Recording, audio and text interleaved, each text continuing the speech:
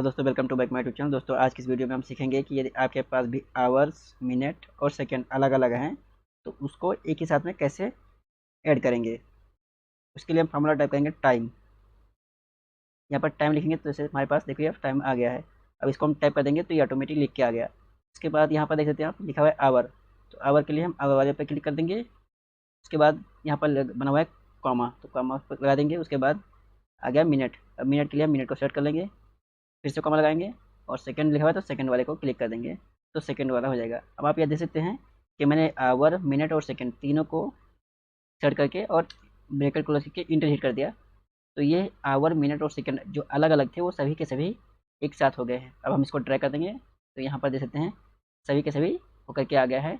अलग अलग थे वो एक साथ हो गया है और 5:40 हो गया है इसका। इसका 7:52 45 हो गया है AM। तो आई होप दोस्तों वीडियो समझ में आया होगा। ऐसे मोर टिप्स और ट्रिक्स के लिए फॉलो करें और चैनल को सब्सक्राइब करना ना भूलें। Thanks for watching this video.